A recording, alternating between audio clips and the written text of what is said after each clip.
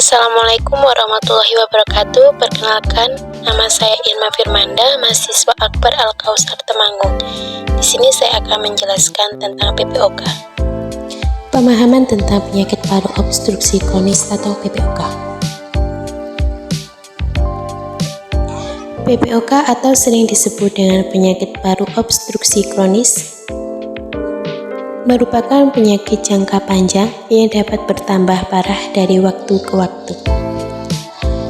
Dan gejalanya di antara lain peradangan keterbatasan aliran udara masuk dan keluar ke paru-paru. PPOK merupakan istilah umum yang digunakan untuk menggambarkan kondisi pernapasan seperti bronkitis kronis dan emfisa. Banyak orang yang menderita penyakit tersebut dan juga asma. Paparan rokok merupakan penyebab PPOK.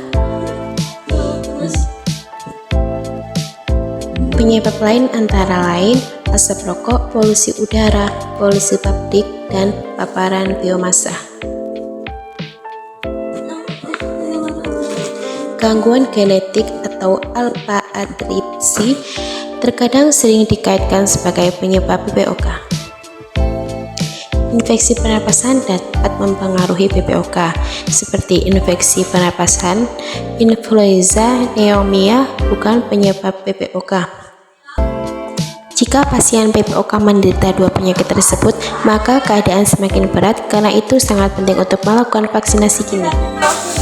Gejala awal PPOK bisa terjadi tanpa gejala atau ringan sebagai tanpa tahapan. Gejala seperti mengi, sesak napas, batuk terus-menerus yang disertai dahak, gejala memburuk, sulit bernapas, mudah lelah, berkurangnya berat badan, hilangnya masa obat.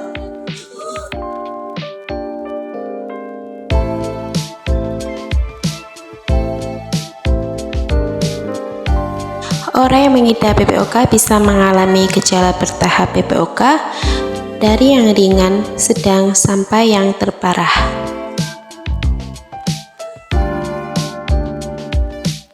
Fungsi paru-paru normal. Jika udara yang dihirup dalam prosesnya melalui saluran udara atau trakea bronchiolis di paru-paru. Kemudian udara menuju ke saluran yang lebih kecil disebut bronchiolus yang kaya pembuluh darah dan berujung di pembuluh darah tabung-tabung kecil udara disebut alveolus. Pada keadaan normal, dinding saluran udara dan kantung udara berfungsi elastik dan fleksibel. Saat menghirup udara dapat menyebabkan setiap kantung terisi udara. Pada saat menghembuskan sistem napas menyebabkan jantung melepaskan pompa udara ke paru-paru, kemudian oksigen masuk ke dalam darah, kemudian dibawa ke seluruh tubuh.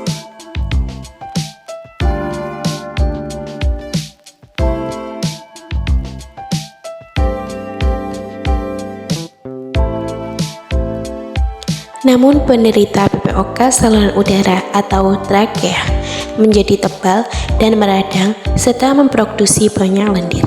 Dan lendir ini bisa menyebabkan saluran udara dan sulit bernafas. Pada penderita PPOK, dinding kantung udara di paru-paru rusak dan kehilangan keaktivitasannya, dan menyebabkan kantung udara menjadi rusak dan kehilangan bentuknya, dan menyebabkan ruang udara sehingga proses pertukaran udara terganggu. Sulit bagi pengidap PPOK untuk mengempiskan paru-paru seperti normal. Udara yang tertangkap membuat lebih sulit mendapatkan udara segar ke dalam paru-paru.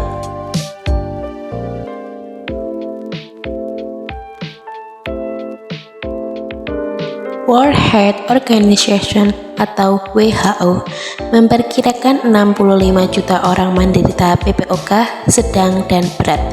Sebagian besar informasi mengenai PPOK meliputi prevalensi, morbiditas, dan mortalitas. Berasal dari negara yang penghasilan tinggi, di Asia Tenggara diperkirakan prevalensi PPOK 6,3%, sedangkan prevalensi PPOK di Jawa Timur sebesar 3,7% dari data kesehatan tahun 2013. Diagnosa PPOK biasanya pada individu setengah baya yang berumur lebih dari 40 tahun, dan yang kedua pada perempuan dan laki-laki, meskipun PPOK lebih sering terjadi pada laki-laki. Tingkat PPOK terus meningkat di seluruh dunia karena rokok dan pemburuhnya polusi udara, sementara tidak ada obat untuk PPOK. Anda dapat mengambil langkah-langkah untuk mencegah perkembangan gejala PPOK dengan cara konsultasi ke dokter lebih awal, terapi dan intervensi, perubahan gaya hidup dengan berhenti merokok, legalitas paru, makan makanan yang sehat dan olahraga teratur, selalu berpikir positif. Terima kasih.